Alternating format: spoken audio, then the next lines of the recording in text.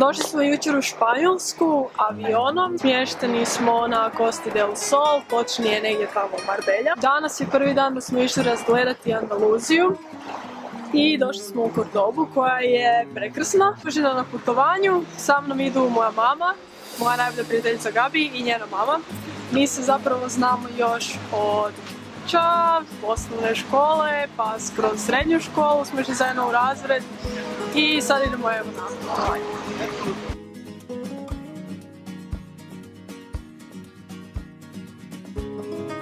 Ne znam da li ovaj kadar ima smisla kad se sama držim fotić, ali evo ga. Esta es la puerta. Smiju mi se.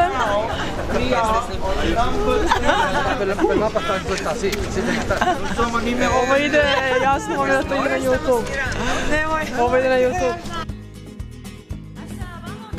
Ovaj bik, taj totalno paši uz našu kuću. Ovaj crni. Ovo je bolesno ovako gledati.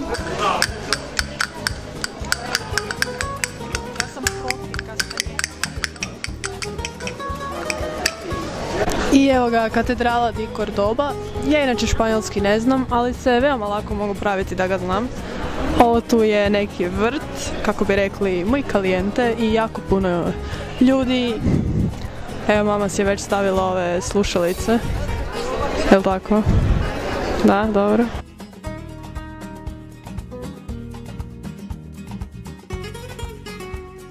Sada se nalazimo u židovskom kvartu i ovdje je sinagoga u kojoj ćemo idući ući. Svi zidovi su i dalje bijeli i lijepi i sve instagramski savršeno, kako bi rekli, tako da bit će puno slika i svega.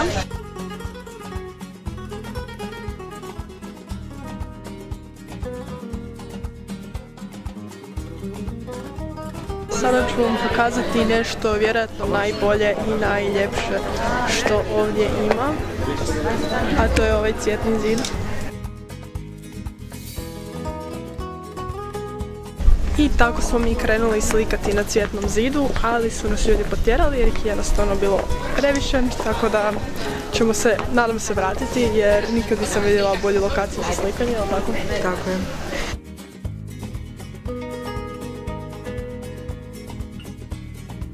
Upravo smo našli jedan prebrutalan onaj toreadorski, jel se tako kažem, šešir. On je onako tanki i uski za mog brata koji je osoba koja skuplja šešire. Za sad ima par piratskih, ima kaubojske, ima neke antičke, mozartske, nemam pojma.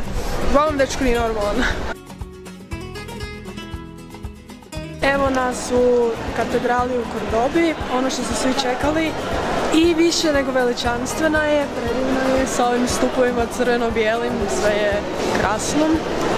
Sad ne znam da li je ovo doista najveća katedrala na svijetu ili je ipak Bazilika Svetog Petra, jer kad sam bila u Rimu su mi rekli da je ona, to jest u Vatikanu. Tako da ne znam da li to svaka katedrala kaže za sebe, ali budite korisni, googlajte i napišite mi dolje u komentaru jer me pa kad zanima koja je zapravo najveća.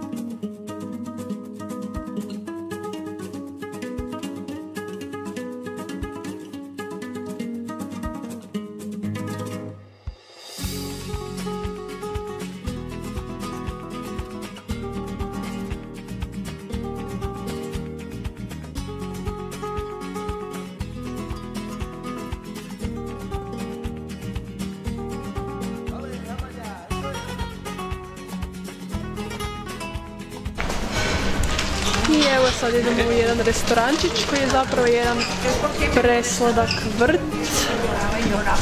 Tako? Tako je. I sad se zapravo trebamo sjetiti kako smo bili došli do tamo neke ulice. Tu sve izgleda fakat isto, fakat bijelo, fakat šareno. Tako da nemam pojma kako ćemo to smisliti i moram si kupiti onaj šešir, to je isto bitno. Evo ga šešir.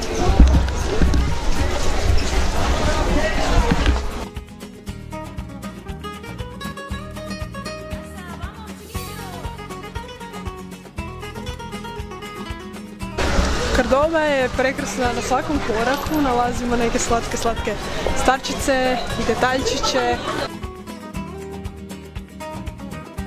Presvukli smo se malo u Lari haljinicu koju moram slikati i sad imamo po onaj šešir o kojem cijelo vrijeme pričam. Jel' tako? Tako je.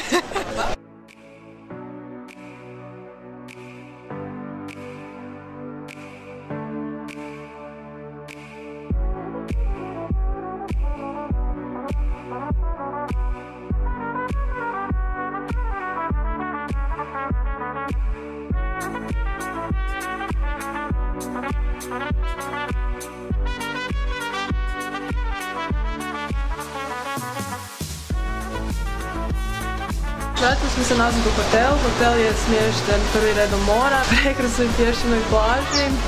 Nažalost, mislim da je malo prehladno za kupanje sada. Ja sam dosta zimogrozna, tako da vjerojatno neću, ali ću se ići slikat sigurno.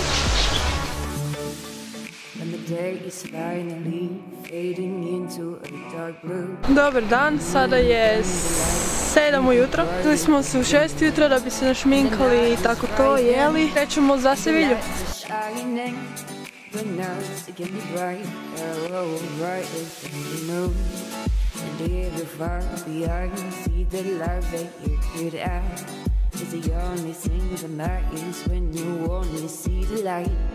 And the night is right then, and the lights are shining, but now it can be bright, oh, bright as the moon.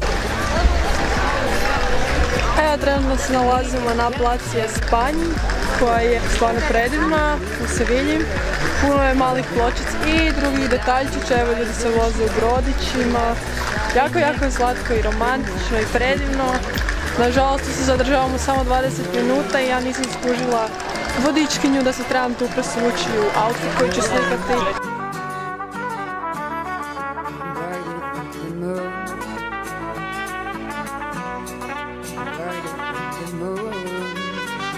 Evo došli smo sada u centar Sevilje i krenut ćemo gledati još jednu židovsku četvrt.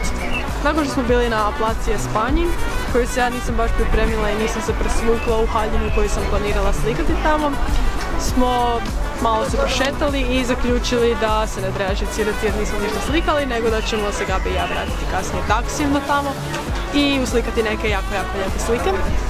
Do tada ćemo se malo prošetati tu Seviljom, pogledati znači tu židovsku četvrt i katedralu. Što je također bitno za reći je da su danas tu... Šta je tu? Procesije. I zbog toga Gabi danas ne jede meso. Tako da pogledajmo kako to izgleda.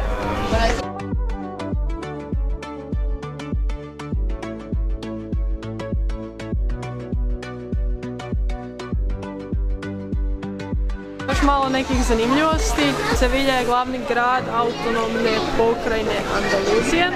Inače je Španjolska podijeljena na autonomne pokrajine, ali mislim da je ovo samo jedan fun fact, ali sumnjam da većina ljudi gleda ovo zbog takvih informacija, ali eto čisto da se nađe.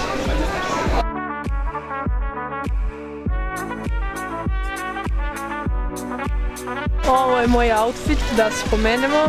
Majica iz Tereza Stora, hlače, nemam pojma odakle, i Adidas Stan Smith Pink Edition i sunčane iz Zero UV shopa.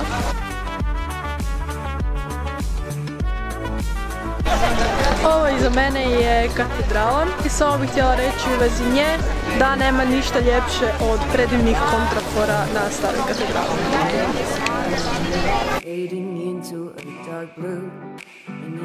Even the light can be brighter than the moon, and the night is right then, and the lights are shining, but now it can be bright, oh, brighter than the moon, and ever far behind, see the love that you could have. I evo, ipak smo došli nazad i poslikali ovaj outfit. Ovo je Aman haljnica. But now it can be bright, oh, bright as the moon. The sky is far away, doesn't mean you can't shake. Behind the glass, the moon is still irradiated to our base. and the night is right I there. evo ga, došli smo u svoj hotel na Costa del Sol. Sutra idemo na Gibraltar. I to je to. Do sutra.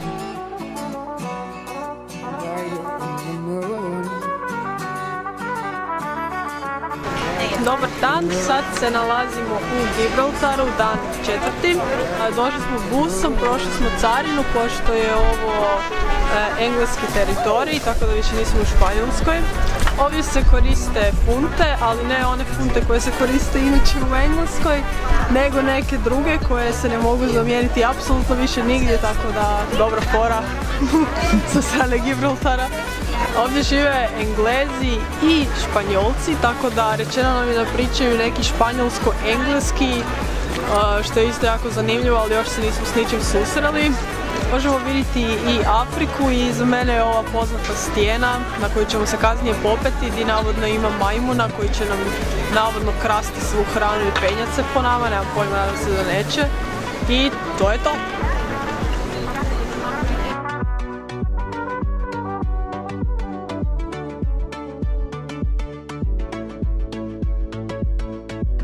I evo nas, šećemo se i dalje po Gibraltaru. Postalo je malo ljepše, iako i dalje nam nije jasna ova arhitektura niti išta. Kupili smo jedan lijepi magnetic sa majmunčićem za suvenirčić, jer moj dečko jako voli skupiti magnetiće, tako da sam mu kupila magnetić u svakom gradu, ali ne znam zašto bi ikoga to zanimalo.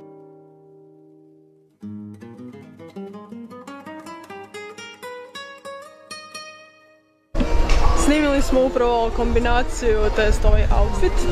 Ovdje našli smo taman bijeli zid i crne vrata i prozore i ovaj tu zlatni znak, što je ispalo odlično i više nego dobro, čak što više. Jer smo u jednom trenu stvarno mislili da nećemo nikad naći nikakvu lokaciju ovdje.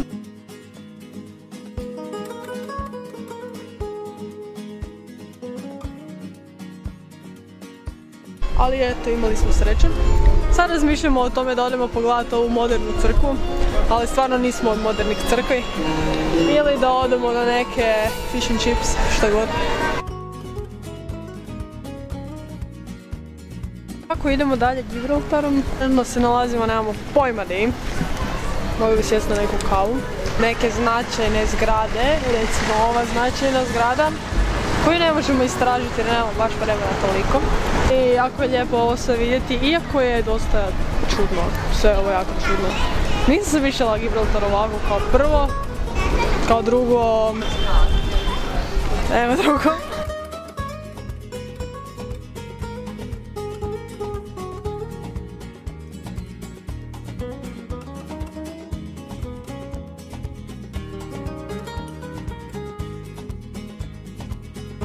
Tamo je Afrika, ovdje jako puše i samo ću reći za sve oni koji znaju kako, tj. prate moja putovanja, znaju da sam obišla cijelu Europu, ali da još nisam otišla na drugi kontinent, stoga tu priliku da kažem tako da izvoli, tako daleko.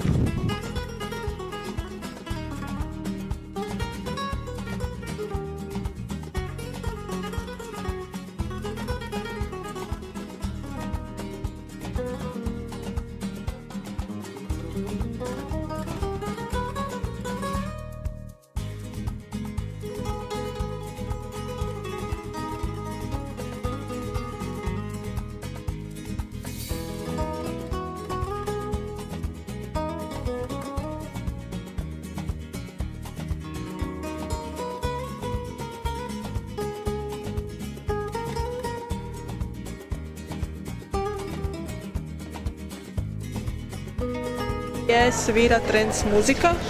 Naime, ovo tu je neki lokalitet za gledanje, turistički ovo ono, ali bi definitivno bio jedan jako dobar party place.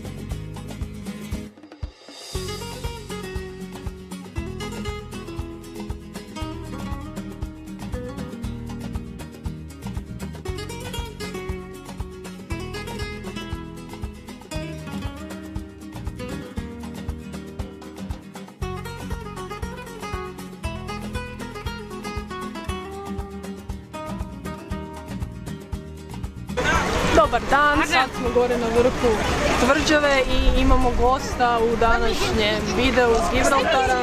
Ovo tu je jedan majmučić koji se dira po onom mjestu. Hoćete li nam nešto reći o životu u Gibraltaru? Da li vas gađaju turisti non stop? Živa, ne smijemo ih hraniti i tako, ali definitivno je jedan dobar sugovornik.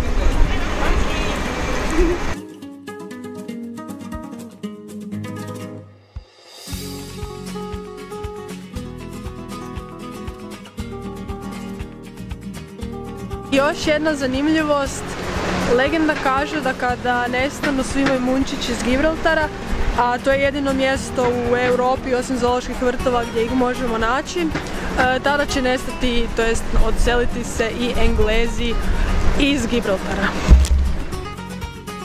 Dobar dan, uspjeli smo doći i u centar Marbelje.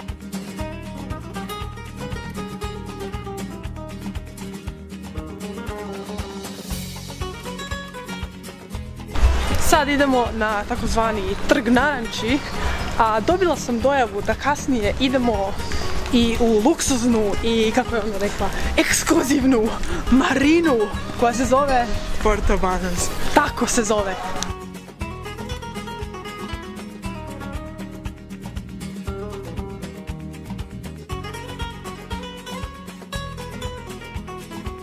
Uzbudljivo prelaženje malim uličicama do place naranči.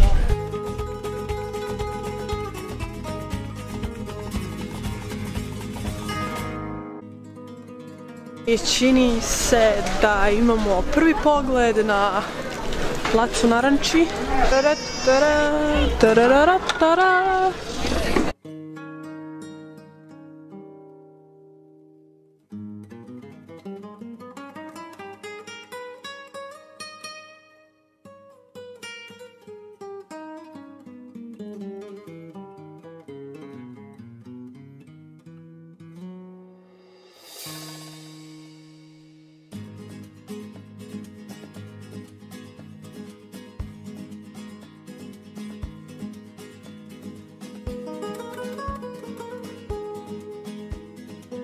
I da, dojava se ispostavila točna i upravo stižemo u tu luku.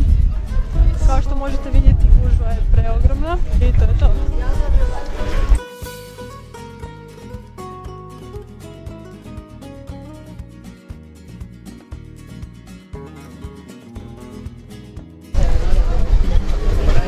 I tako trenutno hodamo ovim luksuznim i ekskluzivnim dijelom.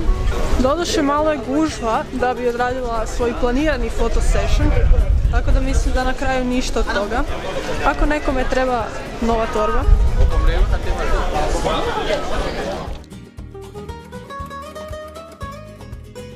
Sretan Uskrs svima! Danas idemo u Malagu, a prije toga smo odlučili doći konačno malo na plažu. Na plaži je nažalost prehladno i sunce, malo ga ima, malo ga nema. Tako da ipak smo odlučili biti odvažni i uslikati ovaj predobar triangl kupaći. I to je to, nakon toga idemo u Malagu.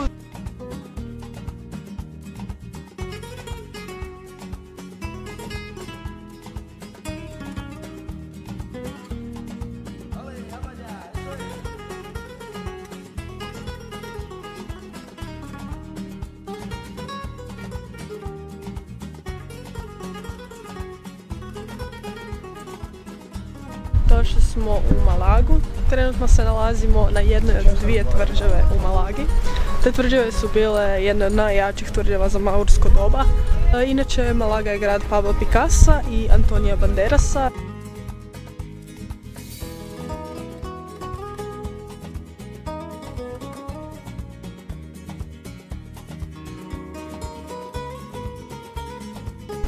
Ako niste znali, borbe bikovima su još uvijek aktualne u Španjolskoj i to je jedna tradicija, pogotovo u Andaluziji, koje se ne žele odreći. Pa stoga, evo tu iza mene je arena za borbu bikova.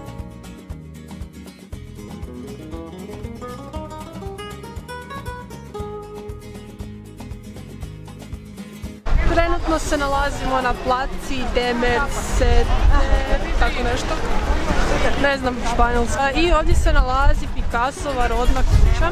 Pošto ste vjerojatno već shvatili da volim umjetnost, da sam imam veze s umjetnosti i tako dalje i tako bliže. Pogledat ćemo i tu kuću.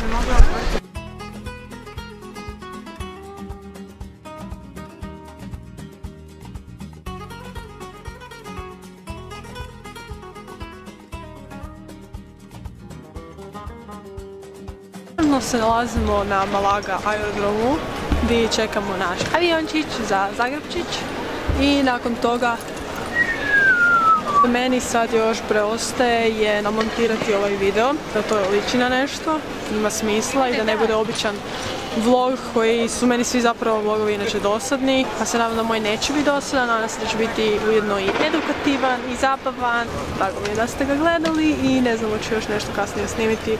Za pozdrav, razmislit ću.